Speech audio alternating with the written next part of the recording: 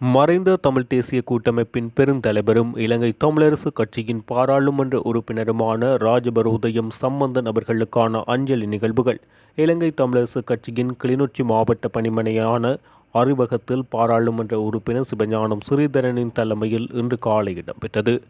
துக்கத்தின் வெளிப்பாடாக கட்சியின் மாவட்ட பணிமனை முன்றலில் கட்சி கொடி அரைக்கம்பத்தில் பறக்கவிடப்பட்டது. சம்பந்தனின் உருவப்படத்துக்கு மலதூவி அஞ்சலி செலுத்தி கட்சி உறுப்பினர்களால் அஞ்சலி செலுத்தப்பட்டது. தமிழ் தேசிய இனத்தினுடைய மிக பெரும் தலைவராக நீண்ட காலங்கள் தமிழர்களை வழிநடத்திய ஒரு உன்னதமான பெருந்தலைவரை இன்று தமிழ் தேசிய இனம் இழந்திருக்கிறது. அவருடைய மூப்பின் காரணமாக மரணம் நிகழ்ந்திருந்தாலும் கூட தமிழர்களுடைய விடுதலை பயணத்திலே 1960களுக்கு பிற்பாடு மிக பிரமாண்டமான பணிகளை ஆற்றிய ஒரு சிறந்த சட்டத்தரணியும் எதிர்க்கட்சி தலைவரும் எங்கள் கட்சியினுடைய பெருந்தலைவருமான சம்பந்தனையா அவர்களுடைய இழப்பு தமிழ் மக்களை பொறுத்தவரை ஒரு காலத்தினுடைய பெரும் இழப்பாகவே கருதப்படுகிறது. அவருடைய அந்த இழப்பு நாளிலே அவருடைய எண்ணங்களையும் அவருடைய சிந்தனைகளையும் கருத்திலே கொண்டு அவர் விட்டு செல்லுகின்ற பயணத்தில் நாங்கள் எல்லோரும் ஒன்றாக இணைந்து எங்கள் தமிழ் மக்களுக்கான தேசிய அபிலாஷைகளை தமிழ் தேசியத்தினுடைய அடிப்படை உரிமைகளை வென்றெடுப்பதற்கான நீண்ட பயணத்தில் எங்களுடைய கரங்களை ஒன்றாக இணைத்து பயணிப்பதே நாங்கள் அவருக்கு செய்கின்ற மிக பெரும் பணியாக மாறும்.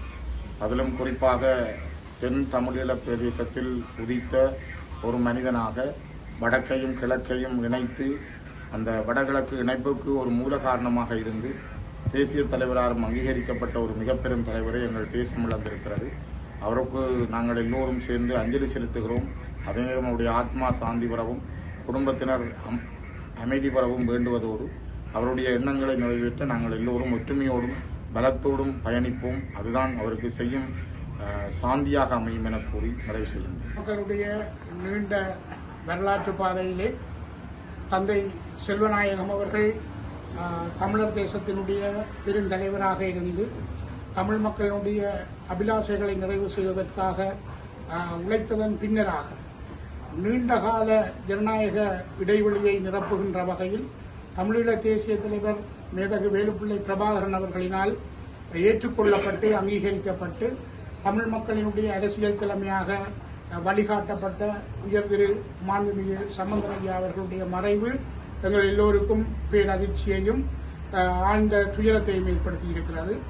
ஒரு நீண்ட இன விடுதலை போராட்டத்திலே அந்த இன விடுதலைக்கு அடிப்படையாக இருக்கக்கூடிய தமிழ் மக்களின் அபிலாஷைகளை வென்றுவிட வேண்டும் என்று அவருடைய வார்த்தைகள் எந்த நேரமும் உச்சரித்துக் கொண்டிருந்தது. அவர் நம்பிக்கையோடு இருந்தார். தமிழ் மக்களினுடைய வாழ்விலே பல்வேறு சந்தர்ப்பங்களிலே தீர்வு ஏற்படும் என்று அவர் நம்பியிருந்தார். ஒவ்வொரு சிறப்பு தினங்களின் போதும் தீர்வு வரும் என்ற அவருடைய நம்பிக்கை தமிழ் மக்களை ஒரு தேசிய விடுதலை போராட்டத்திலே அணிதிரட்டுவதற்கான உத்தியாக தமிழ் மக்களுக்கு ஒரு சக்தியை தருகின்ற நம்பிக்கை வார்த்தையாக இருந்திருக்கிறது. அத்தகைய ஒரு தேசிய திரட்சியை அணிதிரட்டி தந்தை செல்வாவுக்கு பின்னர் உப்பாரும் மிக்காரும் இல்லாத ஒரு ஜனநாயக வழியினுடைய தலைவனாக எங்களை எல்லாம் வழிநடத்தி தமிழ் தேசிய கூட்டமைப்பின் பெருந்தலைவராக இருந்து இனத்தின் அடையாளமாக தனது இன்னுயிரை ஈர்ந்திருக்கின்ற சம்பந்தனையாவுடைய ஆத்மா சாந்தியடையவும் அவர் விட்டு சென்ற நம்பிக்கைகளை முன்னெடுத்து செல்லுகின்ற சக்தியை புறவும் எல்லாம் வெல்ல இறைவனை பிரார்த்தித்து நிறைவு செய்கின்றேன். சம்பந்தன் ஐயாவின் மறைவு தமிழ் தேசிய பரப்பில் உள்ள அனைவரையும் துக்கத்தில் ஆழ்த்தியுள்ளதாக தமிழ் தேசிய கூட்டமைப்பின் மட்டக்களப்பு மாவட்ட பாராளுமன்ற உறுப்பினர் ராசமாணிக்கம் சாணக்கியன் தெரிவித்தார்.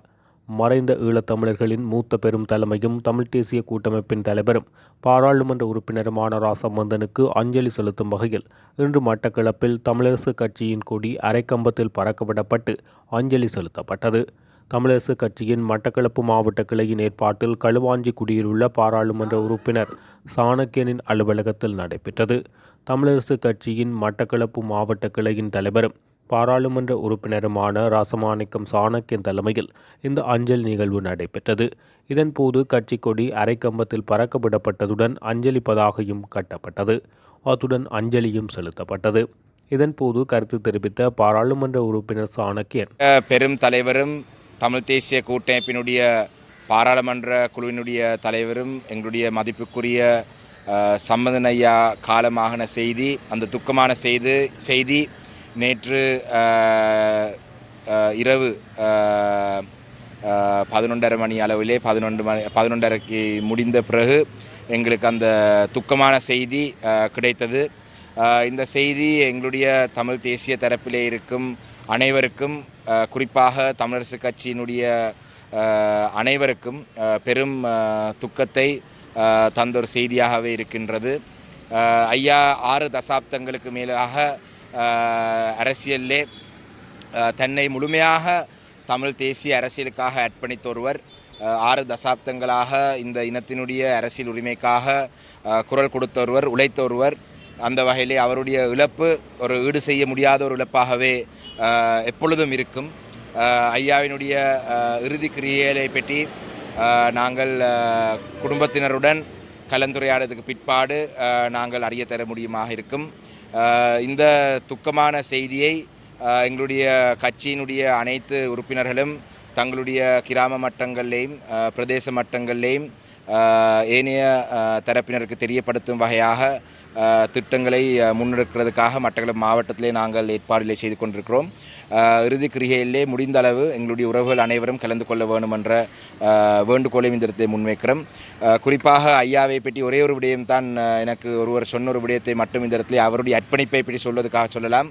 ஐயா முழுநேர அரசியலுக்கு வந்ததுக்கு பிறகு நான் நினைக்கிறேன் ஒரு 10 வருடங்களுக்கு முன்பு ஒரு ஊடகவியலாளர் ஐயாவிடம் ஒரு கேள்வி ஒன்றை எழுப்பியிருந்தார். அந்த கேள்வி என்னவென்று சொன்னால், நீங்கள் ஒரு சட்டத்தரணி,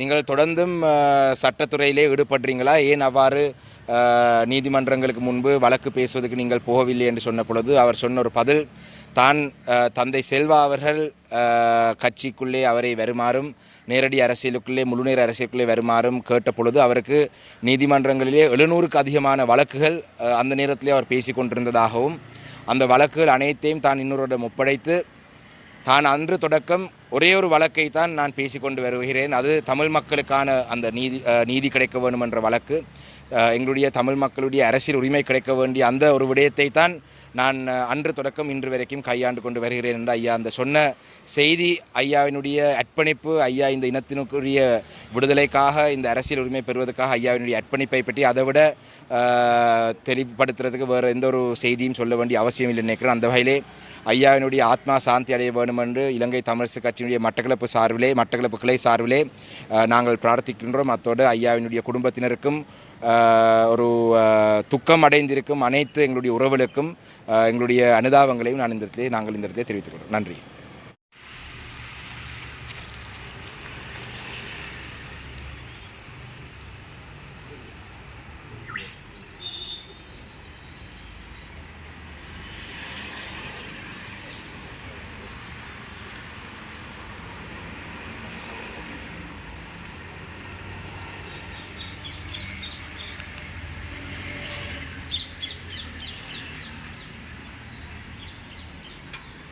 தலைவர் அமரர் இரா சம்பந்தன் ஐயாவுக்கான ஈகை தொழிலிட்ட நிகழ்வு நடைபெற்று வந்தன. அதனைத் தொடர்ந்து இன்று அமரராகி இருக்கும் கட்சியின் பெருந்தலைவர் சம்பந்தன் ஐயா அவர்களுக்கு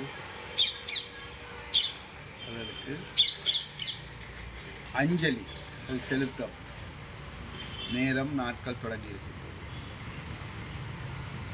எல்லா இடங்களிலும் அஞ்சலி செலுத்தப்படுகின்றது, அவர் நினைவு கூறப்படுகின்றார். அவருடைய ஒரு தலைவருக்குரிய பெரும் பண்புகளுடன் பல விடயங்களை அவர் அடைந்திருக்கின்றார். அவர் அடைந்த இலக்குகள் பெரிதாக அவர் வெளிக்காட்டி கொள்ளாவிட்டாலும் அதன் மூலம் பல விடயங்கள் நாங்கள், அதாவது மக்களுக்காக அவரால் செயற்படுத்தப்பட்டது. ஆனால் தற்போது ஒரு பொதுவாக எங்களுடைய கலாச்சாரத்தில் பண்பு இருக்கின்றது, ஒருவர் மறைந்து விட்டால் அவரை பற்றி பிழையாக பேசக்கூடாது. ஆனால் துரதிர்ஷ்டவசமாக நான் வாசிக்கவில்லை, எனக்கு சொல்லப்பட்டது எல்லா இடங்களிலும் ஒவ்வொரு விதமாக ஒவ்வொரு கருத்துக்களை போட்டுக்கொண்டிருக்கின்றார்கள். முக்கியமாக புலம்பெயர்ந்து தேசத்தில் இருப்பவர்கள். இந்த அதாவது ஏன் புலம்பெயர்ந்து போனார்கள் என்பது அடுத்த கேள்வி. எல்லாம் அரசியல் தான். இந்த அரசியலுக்குள்ள எதையும் அடைய முடிக்க முடியாத பெரும்பான்மை இனத்துடன் தான் நாங்கள் சேர்ந்திருக்கின்றோம். முடிந்த மட்டில் செய்யக்கூடியவற்றை செய்யப்பட்டது. அந்த நல்லாட்சி காலத்தில் தான் கூடுதலான சம்பந்தன் ஐயா தலைவராக இருக்கும்போது நல்லாட்சி காலத்தில் கூடுதலான காணிகள் விடுவிக்கப்பட்டது. அதுக்கு எத்தனையோ கூட்டங்கள் நடத்தப்பட்டது. இது அவருடைய முழு முயற்சி. எனக்கு தெரியும், ஏனெனில் நான் பக்கத்திலிருந்து பார்த்தவன். நான் நாடாளுமன்ற உறுப்பினராக இருக்கும்போது எங்கெங்கே போய் எவ்வாறு கதைப்பார் என்று. அவர் எதையும் மக்களுக்காக மிகவும் உரத்த தொனியில், அது எந்த பெரிய கூட்டமாக இருந்த என்ன உரத்த தொனியில் தான் பேசுவார். பேசி அதை அடைய வேண்டிய மார்க்கங்களை சொல்லி பின்னர் எப்படியோ அது தீர்ந்துவிடும். ஆனால் இந்த எங்களுடைய இனப்பிரச்சனைக்கு தீர்வு என்பது எல்லோருக்கும் தெரிய வேண்டும். 1 வருஷம் அல்ல, 2 வருஷம் அல்ல, 70 வருஷத்துக்கு மேலாகி. அந்த எண்ணம் பெரும்பான்மை சிங்களவர்களுக்கு இல்லை, அறவே இல்லை. இதற்கு ஏற்றாற் போல ஒத்துதி கொண்டு ஓடுகின்றது சில சர்வதேச நாடுகள். எங்கள் அயல் நாட்டையும் தான் நாங்கள் சேர்க்க வேண்டும். எனவே ஒரு தனி ஒருவரை சாடுவதோ பிழை சொல்லுவதோ ஏற்றுக்கொள்ளக்கூடியது அல்ல. தனி மனிதனால் அல்ல, தனி ஒருவனால் வருங்காலத்திலும் அது செய்யக்கூடியது அல்ல. ஒன்று எதுவும் பெரிதாகாமல் என்னென்னவற்றை சட்டத்தின் மூலம் எடுக்க முடியுமோ அவற்றை எல்லாம் முயற்சி எடுத்து பல விடயங்களை செய்தவர். ஒருவேளை யாராவது ஒருவர் அவர் என்னென்ன செய்தார் என்பதை புத்தகங்கள் போட்டு காட்டினால்தான் மற்றவர்களுக்கு அவர் மேல் இருக்கும் சில கருத்து வேறுபாடுகள் இல்லாமல் போகலாம். எனவே நாங்கள் இந்த நேரத்தில் அவர் ஆற்றிய நற்பணிகளை பற்றி சிந்திக்க வேண்டும். அவர் ஆற்றிய நற்பணிகள், அவர் மக்களுக்காக செய்த சேவைகள். திருவண்ணாமலையில் அவர் பல சேவைகளை செய்திருக்கின்றார். 6 தடவைகள் அவர் நாடாளுமன்றத்திற்கு சென்றிருக்கின்றார். கடைசியாக நடந்த தேர்தலுக்கு பிறகுதான் அவர் திருவண்ணாமலைக்கு போக முடியவில்லை. அது வயது மூப்பில் காரணம். அங்கே அவர் தான் இந்த முறை நாடாளுமன்ற தேர்தலை கேட்கவில்லை என்று சொன்னார். ஏனெனில் நாமினேட்டிங் கமிட்டி அதில் நானும் இருக்கின்றேன் அவர் சொன்னார். ஆனால் எல்லோரும் திருவோணமலை மட்டுமட்டாக இருக்கின்றது, நீங்கள் கேட்டால்தான் ஒரு தமிழ் எம்பியால் வர முடியும் என்று சொல்லித்தான் அவரை கேட்க பண்ணினார். இதுதான் உண்மை நடந்தது. அவர் தான் கேட்க மாட்டேன்னு சொல்லியிருந்தார். எனவே போக போக உண்மைகள் சிலது வெளிவரும். கருத்து வேறுபாடுகள் இருப்பவர்கள் அதுகளை பற்றி தெரிந்து கொண்டு தங்களுடைய ஐமிச்சங்களை தீர்த்து கொள்ளலாம் என கூறிக்கொண்டு அவருடைய ஆத்மா சாந்தி அடைய நாங்கள் எல்லோரும் இந்த இடத்தில் இருக்கின்றோம். அஞ்சலி உரையுடன் சேர்த்து ஒன்றாக சான்றிதழுக்கு எங்களுடைய பிரார்த்தனைகளை செய்வோம். தமிழ் தேசிய கூட்டமைப்பின் மூத்த தலைவரும் பாராளுமன்ற உறுப்பினருமான ராஜபரோதயம் சம்பந்தன் நேற்றிரவு காலமானார். உடல்நலக் குறைவால் கொழும்பு தனியார் வைத்தியசாலையில் அனுமதிக்கப்பட்டிருந்த நிலையில் உயிரிழந்த போது அவருக்கு 91 வயது. விடைபெற்றுக் கொள்கின்றேன். வணக்கம். இலங்கையில் மிகவும் அரசியல் அனுபவம் வாய்ந்த தமிழ் தலைவரான ரா சம்பந்தன் 2015 ஆண்டு செப்டம்பர் மாதம் 3ஆம் திகதி முதல் 2018 ஆண்டு டிசம்பர் மாதம் 18ஆம் திகதி வரை இலங்கையின் எதிர்க்கட்சித் தலைவராகவும் பதவி வகித்தார். ராஜபரோதயம் சம்பந்தன் 1977 ஆண்டு பாராளுமன்ற தேர்தலில் தமிழர் விடுதலை கூட்டணியின் சார்பில் திருகோணமலை தொகுதியில் போட்டியிட்டு வெற்றி பெற்று பாராளுமன்ற உறுப்பினரானார். 1983 ஆண்டு நடுப்பகுதியில் தமிழர் விடுதலை கூட்டணி பாராளுமன்ற உறுப்பினர்கள் அனைவரும் பாராளுமன்றத்தை புறக்கணித்தனர்.